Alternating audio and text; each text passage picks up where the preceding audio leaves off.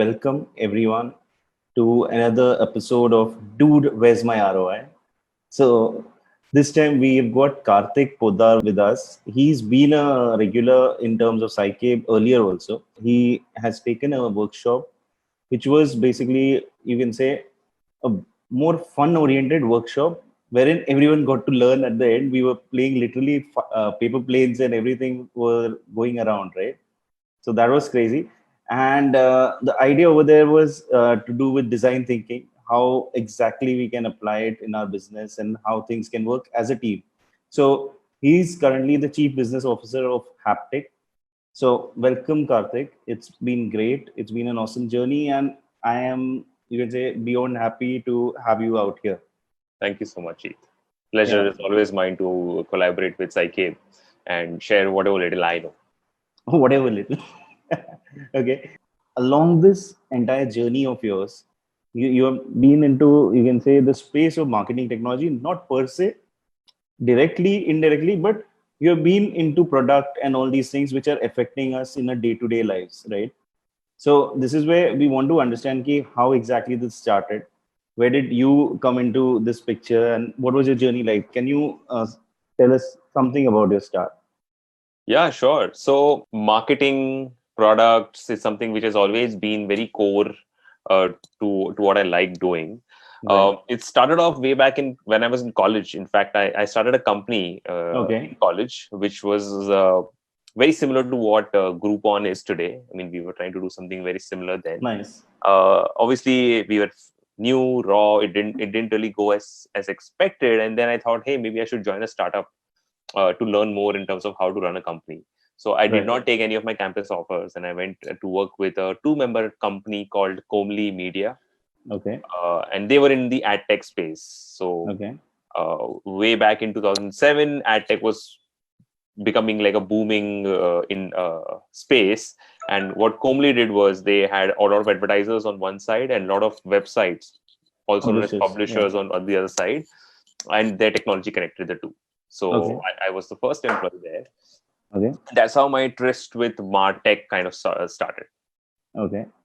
And ever since then, I've been in the product management space. AdTech obviously had a lot of ups and downs, and a lot of innovation happened in the 2007 to 2012 time frame, uh, Right. and that got me deeper into the product side of things. Okay. Awesome. And right now, today you're with Haptic. So, what exactly does your day look like, and what do you do around, like in Haptic? What do you do? So, as the chief business officer, my primary responsibility or the single most metric I care about is revenue. So, I am responsible for figuring out how can Haptic grow and scale exponentially, and Right. we can offer our solutions to a lot more customers. Typical, and which includes doing direct sales and business development, doing partnerships, and also looking after marketing. So that are the top areas where I spend a lot of my time in. And a typical day starts off with just getting an update on yesterday, what was going on, doing daily scrums, doing some direct sales calls and outreaches on the deals that I'm managing myself, Right. syncing up with the team, making sure they are unblocked, and they have all the ammunition they need to go ahead and hunt newer clients. And then obviously thinking about a short to mid-term strategy as well, in Okay. terms of how can we grow. Awesome. So now what I remember is obviously, pre-pandemic world, if we look at it, you used to go to office and, handle things out there in a different, more one-on-one kind of a way. And maybe one too many, one meeting would happen or something, in a day job. Yeah. But pandemic, everything gone berserk. So how does that look like? Because why I am asking this question is personally work from home earlier, like for people, or what my experience has been कि work from home people say कि मैं घर पे जाके काम कर लूंगा, but वो जब time मिलेगा थोड़ा सा काम करके on off होता था. Correct. But this pandemic has changed the definition, and people are on, like especially in the digital space, they are on like 24/7. Right. And work from home has not been forgiving for us. It's Correct. rather been the other way around. So how does that dynamic change, or has it changed for you, or not changed that much? Yeah, so definitely has changed. I'll break this into three parts. Personally, Okay. how has pandemic and work from home changed my routine? Second Right. is the interaction with the team, and Hmm. then the customers aspect of it, right? Because Right. Right. Right. in Right. sales, you're always out there and things like that. So personally, I think it took me some time to kind of adjust to the routine, but now I find it fairly productive and comfortable to be able to working from home. That's because you're not the only one working in this kind of an environment. The entire ecosystem around you is also working in this Right. environment. So everyone's kind of now used to it. Yes, it does blur the line between what's professional and personal time. Right. But then, yes, you do get additional 2 hours in your day, which you earlier used to go to commute. So that's a trade-off. And so far, at least for me as well as for I would say a huge amount of people at Haptik, it's working exceptionally well. Right. Fun fact: basically, Haptik went into a 2 day remote kind of a policy way before the pandemic even started. So it's been Oh, almost 1.5 years since every week 2 days were remote. nice. Uh, For so the you're entire always set team. up for the entire team. Yeah. Oh, nice. If you That's want to great. come to office, it's open. But if you don't want to, it's completely fine. 2 days are remote Wow. every week. So obviously, a lot of us were already tuned to working and collaborating in a remote environment. Slacks and video calls and chat was something which kind of came very naturally to us. So for Haptik as a company, adjusting Hmm. to that was like a flip of a switch. It Perfect. didn't take much. Sure, you do miss your interpersonal moments, the coffee breaks and the water cooler discussions, and that there is no replacing that. Honestly, it does have a lot of value to have FaceTime with Right. people. There is a lot Right. of interpersonal bonds you end up building, which obviously we are missing. Correct. Uh, so we've become efficient, I think, but I think one pitfall is also, again, not just Haptik, any other company, you also tend to become a lot more transactional, and it's all about getting stuff done. Right. So that's but we still keep doing our informal catch ups. We'll have singing sessions which happen offline. We do have quizzes happening, so we try and create those non Moments. stressful, non Yeah. professional moments. So yeah, that's about Haptik. Right. Now third comes the entire dealing with customers aspect, Correct. which obviously is the most important for someone like me who's in this role. The first important aspect is you don't have events happening, you don't have your conferences Right. happening, so there is a big chunk of potential business opportunity that you're now losing out on. Right. So that's one negative aspect, and rather the only negative aspect. The positive aspect is now you can do a lot more meeting with customers. Customers are a lot more open to getting sold to and also buying in this kind of an environment. So there is a lot more efficiency. That's Right. one. Right. Number two, now there is no difference between a company like Haptik selling from India to a customer abroad versus another vendor who might be in that local country, because everyone's selling remote. Everyone is remote. So Yeah. exactly. So there's a level playing field that has been created with this kind of a situation, which obviously works to a great advantage for startups like us. Right. Uh, and yes, the third part is although you're remote, although you're in a home environment, you still have to be professional and take your meetings with as much rigor and seriousness as you would do face to face. Sure. So that is obviously something which a lot of us have learned and gotten better with time. Right. I feel personally like a lot of customers, like on the customer side or business side of things, customers in India have become more open to these kind of digital meetings. Correct. Earlier it was like, hey, Aja, Correct. let's fix the time or Yeah. something like that. But now everyone has time, which is great. Over this course, like over your journey of professional life, how have you seen this entire space of Martech evolve? Like how does it look for you from a third person point of view? So Martech, I think one of the most disrupted and innovative industries, so to say, that I've seen in the last 10 years as an outsider. So let me kind of break this down into like three parts, and basis what I've seen. All Okay. right. The first one was the V1 of ad tech, which was Martech, ad tech kind of went in very hand in hand. Right. Uh, say 2010 to 2012 time frame. It was all Okay. about ad servers and display network and Google Display Network. Right. Right. Right. Right. Uh, there was a lot of DSP and SSP platforms, if you've heard of them, where companies went ahead and one started aggregating a lot of advertisers. On the other hand, some companies started aggregating a lot of publishers, and you had those big marketplaces that got created. Right. A lot of innovation happened there, and it was all about efficiency in your digital buying. That was the broad theme. Right. Then came the next level of disruption, where it became more about personalization and better performance. So the entire RTB, or real-time bidding ecosystem, that evolved, where each ad could be hyper personalized.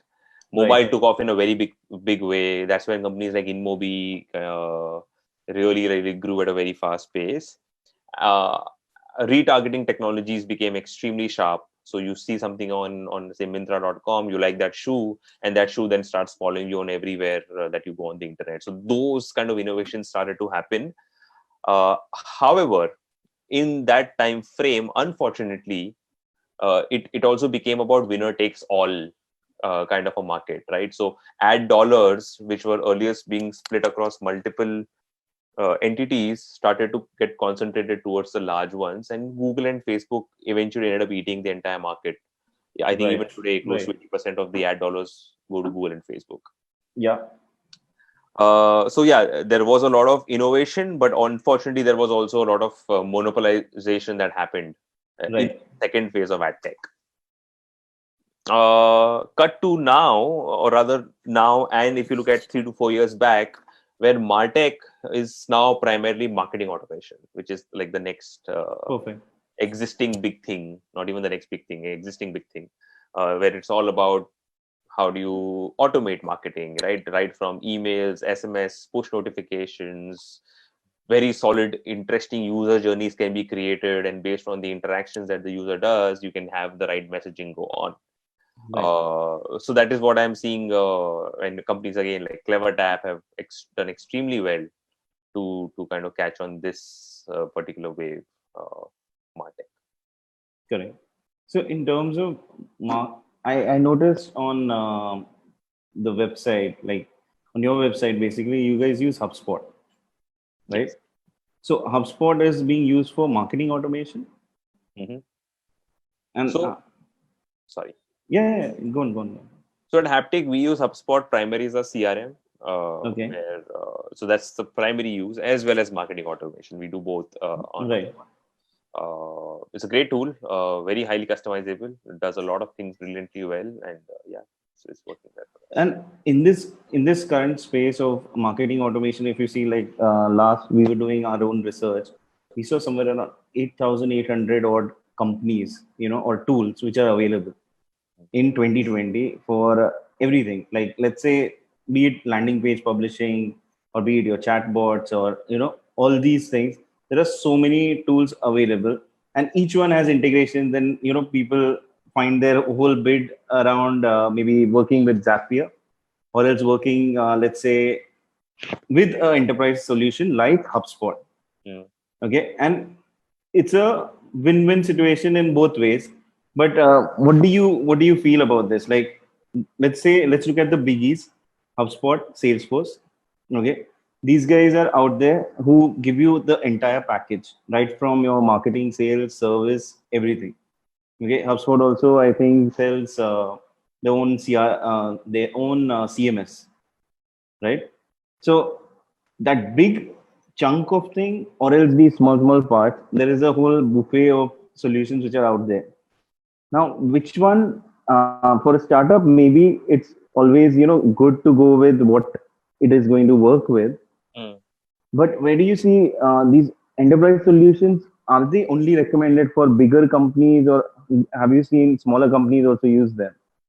So it's a fairly long tail kind of solutions which is available when it Right, comes to CRMs and Martech and so on. And with time, the feature parity is obviously also reducing, right? right, Uh, sure, you have your Salesforces of the world, which is ideally designed for large enterprises, But someone like HubSpot cuts across multiple company types. A startup can Correct. also use it, and so can an enterprise. Uh, and the good part is, at least the top 10, 15, 20 such solutions are designed in a way where a startup as well as a large company can use it. Sure. Uh, so if you are starting up, my only advice would be, I mean, start off with a free tool. A lot of these tools offer uh, enough for you to be able to use them at till a certain scale, and then you can think about whether you need to change or not. Correct. And Uh, in terms of, let's say, if there is a product company which is, newly come into the picture, and they want to set their product up. So normally, what people do is, where they get stuck is the pricing. And in the start, people, maybe the one of the most popular models would be the premium model, like give a trial and get as many people to test out your solution and then go ahead. mhm. So what other ways are there wherein people can actually build their business on this? Because it gets very difficult. First is, everyone would put up their products maybe on product hunt and reviews and all those things, but in India primarily, how does that work? Because I have seen some of it, but it would be great to hear your view on this. So are you saying more from a SaaS product being launched in India or specific to Martech? Let's take it as a SaaS product also. Hmm.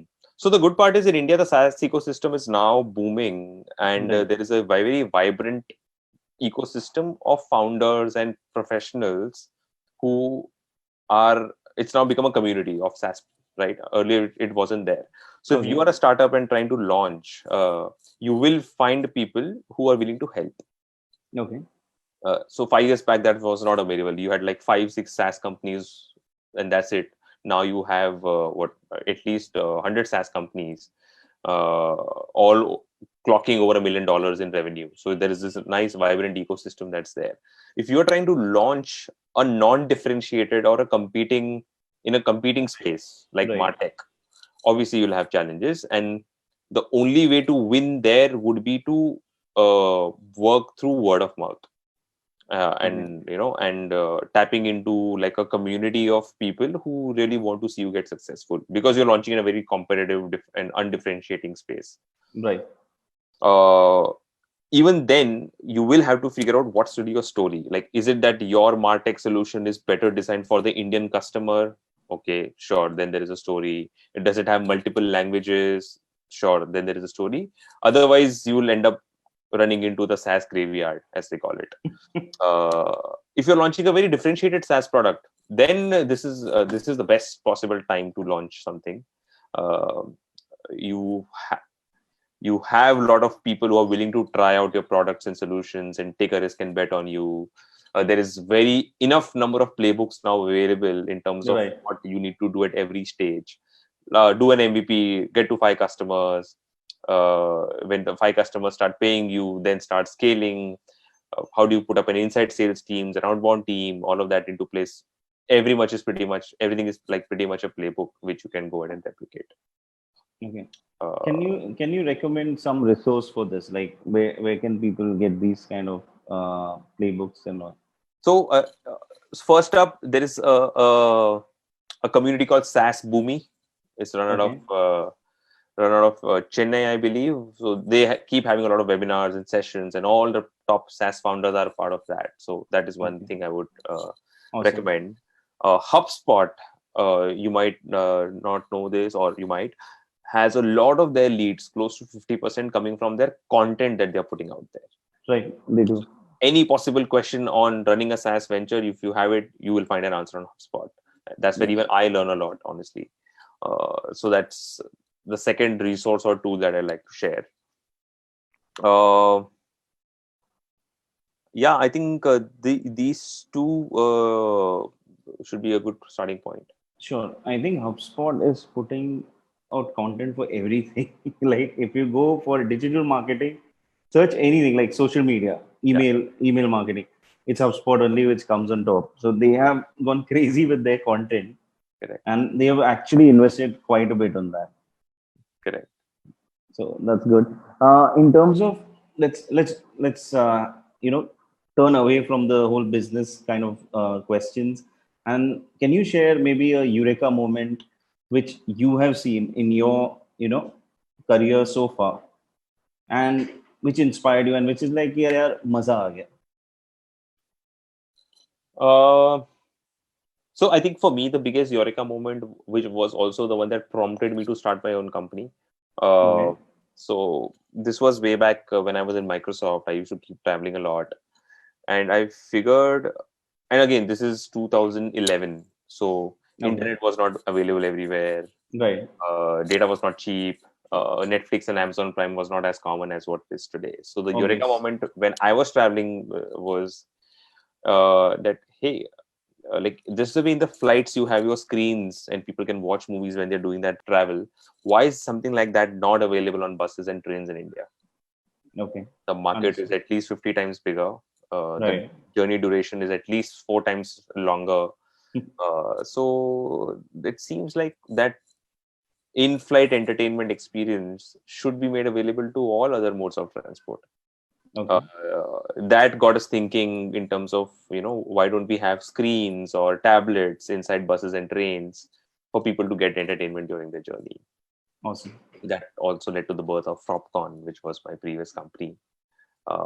So yeah, that was a eureka moment. I went ahead and started that company. Obviously, with time, data prices became cheaper, data became available, a lot of content became available on these OTT platforms, so our business model couldn't sustain.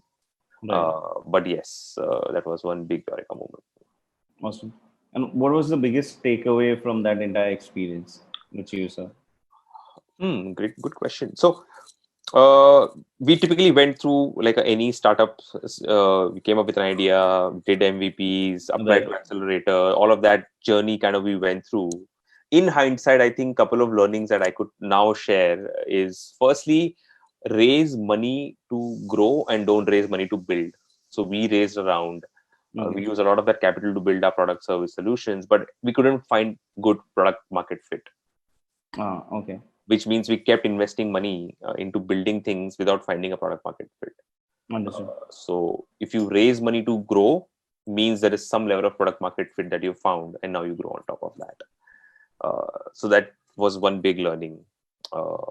It's the second big learning. I think I'd say it's extremely important the kind of team you hire in the first 10 hires can really make or break your company. Right. So get people who are different in thinking than you, but are Okay. as passionate as you. Right. uh, I think we didn't do a good enough job of that, which is why we also didn't pivot enough. Okay. Right? Had we gotten people who were equally passionate to make the business successful and had a different thought process, we probably would have pivoted and experimented a lot more. Okay. So, and coming back to today, you do your hiring yourself, or or you must be involved in one of the processes, right? Yeah. So For obviously, hiring. at Haptik, each one has their own teams that they have to build. Right. So you run those hiring roles yourselves, and for the other roles, you are part of the panel. So how is that experience which you mentioned, because it's priceless, right? I have done the same mistake, Hmm. and to understand, and now also when I hire, I start understanding. Okay, नहीं यार ये गलत है, ये next time देखना पड़ेगा, and I have tweaked it. So what's your current process, or what's your current way, or maybe just 2 or 3 points which you look for in a person, Hmm. okay? Which, if it's there, then it makes sense to you to go ahead. Yeah. So one is the person's desire to, desire to learn, Okay. uh, and Yeah. that could be your entry level role to like a senior level role. Is the person hungry to learn? I think that's one skill I look for. Right. Second thing I look for is how solid the person is on his numbers. Okay. And in any role, I mean, if you want to peel through what the person has done, you just ask some numerical questions. Sales, right? How many outbound calls? Okay. How many end up you get connected to? How many you end up closing? All thorough people will have their numbers up their sleeves. Okay. So these are the two ways for me to check, whether the person has done what he said, number one, and is he hungry? And I think the last thing is, earlier I used to over index on skills, like, hey, Okay. this role needs this kind of a skill and this role should be having this kind of an experience background. I've now realized that it's not the most important thing. Okay. Values and aptitude are a lot more important than the core skill. So Thank you. Thanks for that. So, we are trying to build up a sales team inside, right now. So I think some of these points will actually help me to, look at these things more seriously, because I am not, I am a business person, but I am more on the creative side. I would lean, right, or the marketing side. So that's where this is something which would be useful for me. So thanks a lot for that. Uh, in terms of right now, let's say, what was the content you have been consuming over this lockdown period? Be it business, be it otherwise. What are your content channels? Where does Kartik Poddar hang out digitally and get his information from? So for me to stay updated, I think Twitter is the best source for me, at least. Very Okay, quick, easy, and it gives me a good perspective on everything, right from what's happening in the funding space to what's really going on with the Sushant Singh Rajput case to what's the next big startup which is raising right. money. So Twitter is a good mix of all sorts of things I care about. So from an information point of view, that's one. Okay, Now you mentioned what other content. I'm actually just finished reading a book called Sapiens. Uh, okay, awesome. Super book. Yeah. Really changes your perspective on how humans have evolved in the last whatever billions of years. And yeah, not as much, but little time I spend on Netflix, and uh, Mm. so yeah, So that's. what's the latest series you have seen on Netflix? I'm not much of a series person because it you need to invest a lot of time to be able to consume the entire series. I Any just movie? watch. I watched the platform. Uh, Oh, okay. yeah, pretty interesting concept and depressing as well. But yeah, that's the last one I saw. Awesome. And in terms of right now, like you mentioned about all these things which are happening, right, in the space. What is one marketing campaign? Okay, let's think of it like, what is one campaign that stands out for you? Like that's one story which you might always talk about. Like, यार वो लोगों ने तो तोड़ दिया था. ऐसा कोई story है? हाँ, so सबसे solid impactful campaign जो मुझे लगा है, rather daring campaign जो मुझे लगा है, is what Freshworks Okay. did about like 6 years back. So Freshworks was trying to crack the US market. Small startup then, not as big as Right. the Right. 100 billion company that it is today. Um, so what they did was, every year Salesforce does a event called Dreamforce, Correct. which is the way to think of it. Is like just the way Apple has their big keynote event and where Steve Jobs used to come and launch products. So Salesforce Right. has their own version, which they call Dreamforce. Freshworks, Indian startup trying to attract the US market, very daringly went ahead and really did a solid job of guerrilla marketing Okay. on top of that event. So right Wow. from the airport to, like, if you land at the airport and you're going to the Dreamforce event, you will see multiple buses plastered and big banners and balloons flying in the air, all taking a jibe at Salesforce in Oh, terms okay. of how expensive they are, in terms of how they are like too big to care about customer success, and in terms of how their pricing is so complicated. They just went after Salesforce in a very nuanced way without actually calling out their name. And I think that year, the event was just like completely taken over by Freshworks. So that's Wow. one marketing campaign which someday I'd like to execute. At that scale. The good thing about guerrilla marketing is, obviously it's innovative, but to execute it properly, there is a lot of coordination you need, right? Perfect. Yeah. So that's important. Yeah, you need a lot of on-ground team effort, which is happening simultaneously, Yeah. and it needs to be snappy. It needs to like the right, you can say, touch points need to be thought about. It's crazy. It's something similar. I think Flipkart did to when Jeff Bezos was coming. to Bangalore. So everywhere he could see only Flipkart, Flipkart, Flipkart, and that sort of happened when he. I think one of the first times when he started coming to India to establish Amazon and all. Hmm. So it's crazy, and those campaigns stand out, really Hmm. stand out. Yeah, and Yeah. it gives. I think it goes beyond just what that objective of maybe establishing themselves, but it comes into the top of the mind sort of awareness, and then your word of mouth would obviously start. Yeah, what is Freshworks? Correct. Let's look at that. Correct. So, yeah, it makes sense. In let's say in one word, if I were to ask you what marketing means to you, what would that one word be? In one word, what marketing means to you? Connection. Okay, In one word. okay, awesome, makes sense. If I have to elaborate that in terms of how can you do things which establishes a connection with your prospect customer. Right, right. And in terms of Haptik, you have been here. Can you shed some light on Haptik's journey? Because you know, the first moment I came in touch with Haptik, it was one of those personal assistants, Correct. and that maybe that was the time. And I was not into marketing also at that point, right? So I was actually running my own animation studio, and I just got this whole "Arey ye naya app aaya, Mm. and you can book tickets." That was my first ever interaction with this, which was Mm. crazy. But today, when I see Haptik, it looks very different. It's like conversational AI and all these things. So how do you see that happening? Like, what has been the transition over these years? Yeah, so that's exactly been the transition. We started off as a consumer application. People could download the app and do a lot of their day-to-day tasks.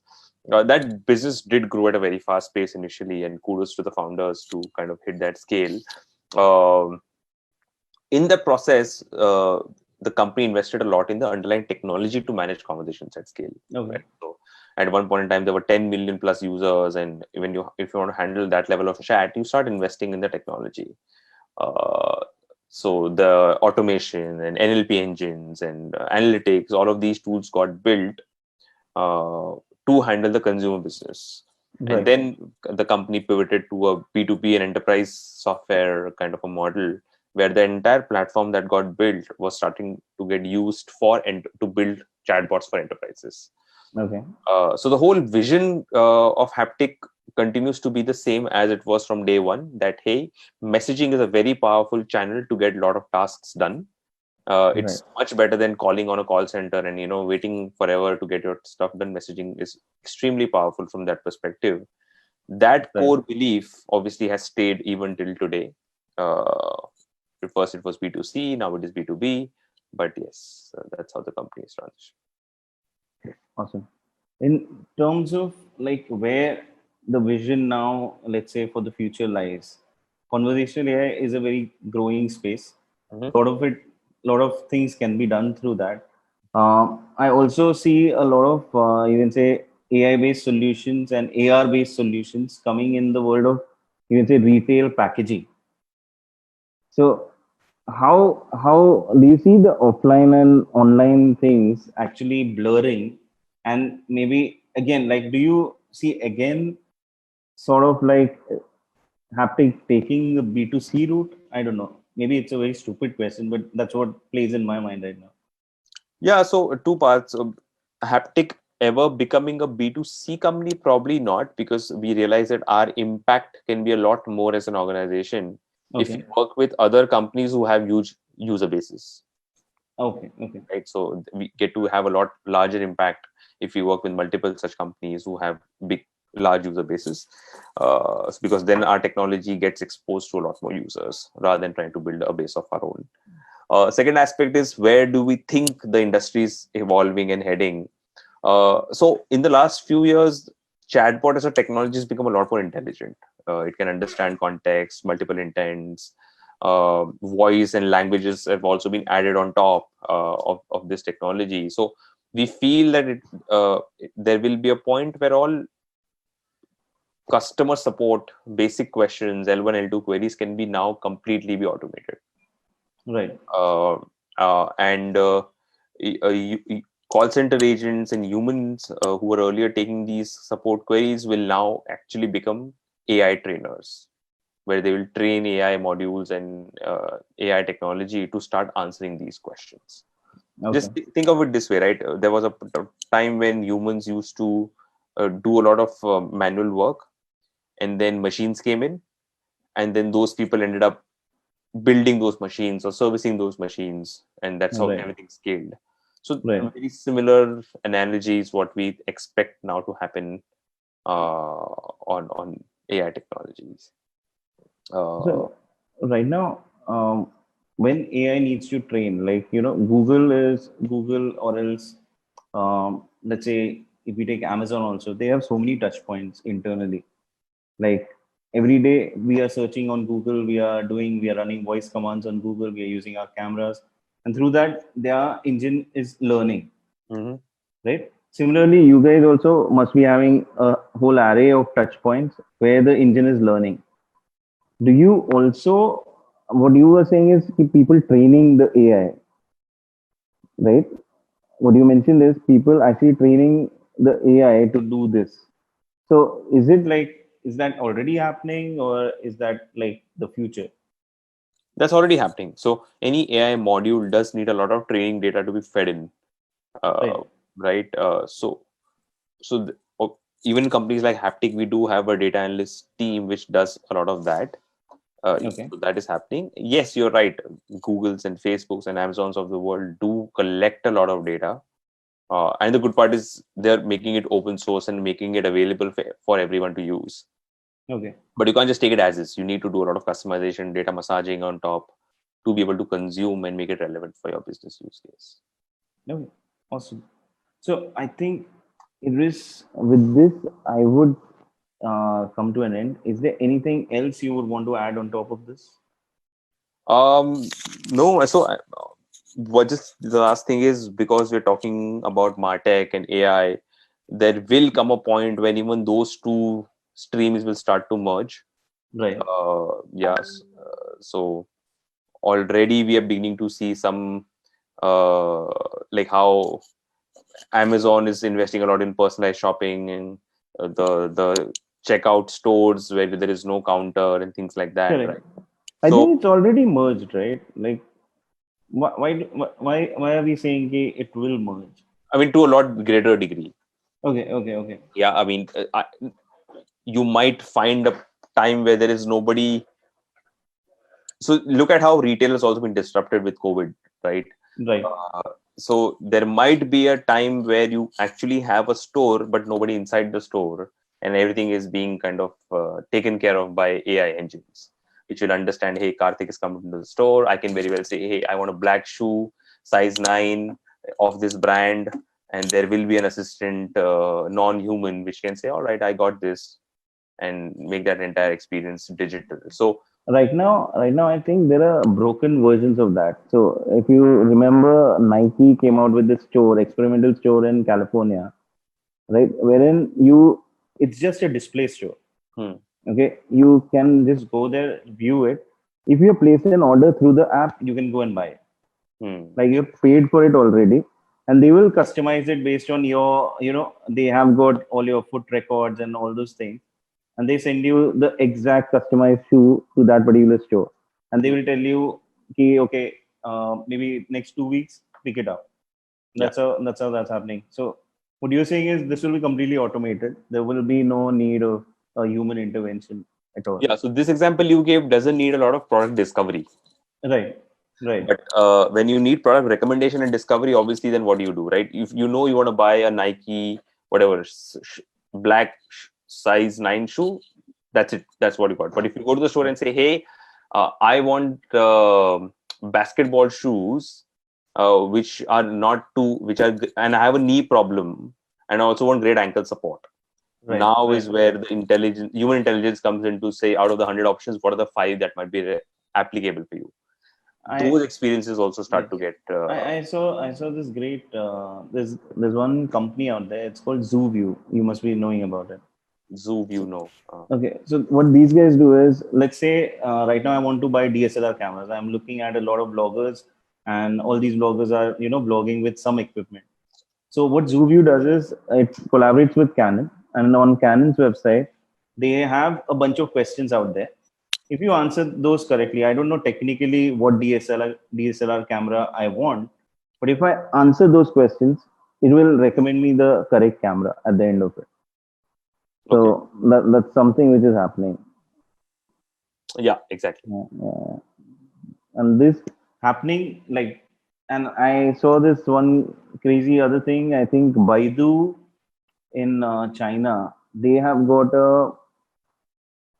a supermarket of kind, right? And in that supermarket, you don't need to go and buy. You can order online. Mm. You can order over there also. Okay.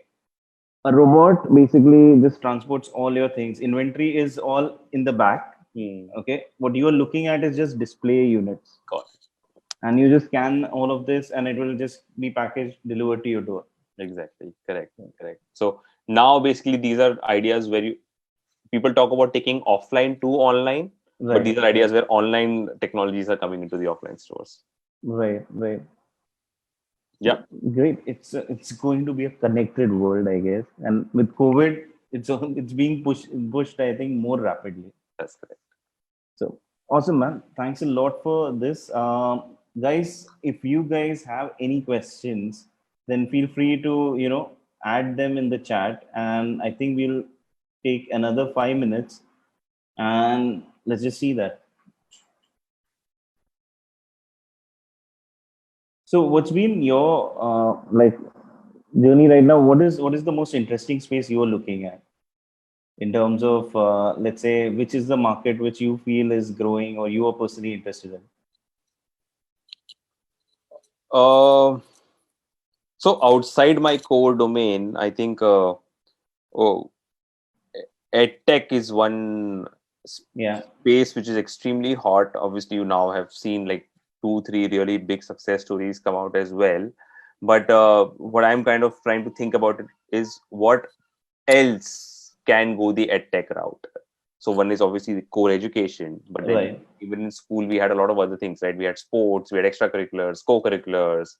I feel that will probably be the next wave of things that go digital and offline, and hopefully that should be like an interesting space for people to go after. Yeah, maybe a model UN sort of a competition which is happening online. That will be crazy. Yeah. And what are your thoughts on this whole Reliance, taking over the market? Like that's been some crazy stuff is happening out there. Yeah, so obviously it's a company with huge ambition, and everything they do, they think of massive scale. Right. So great to see an Indian company do that level of work, and have a name in the global arena as well. Right. Haptik is obviously also a Reliance Geo Oh, company. okay. I Uh, didn't know that. yeah, so we are 87% owned by Geo. Wow. So we thankfully stand to benefit out of all the initiatives that Geo is executing. I feel it's a great success story, and the journey has just gotten started. Uh, Geo is touching a lot more things than just telecom, It is. uh, It is. It's and gone wide, man. Like, yeah, so that's obviously great. cool. So I think we are good out here. Mm-hmm. Um, so thanks a lot, Karthik. It was great having you again. And please be in touch. We will obviously keep haunting you for something or the other. Okay. If you have anything that we could do for you, we would be more than happy. Okay. So let us know, reach out. And all you guys, we are actually done with this session of Dude, Where's My ROI? Karthik, thanks a lot. It's been wonderful. And next time you need to tell me, dude, where's my ROI? Sure. Take care, Thank man. you so much for having me. Cheers. Cheers. Cheers. Stay safe. Bye bye.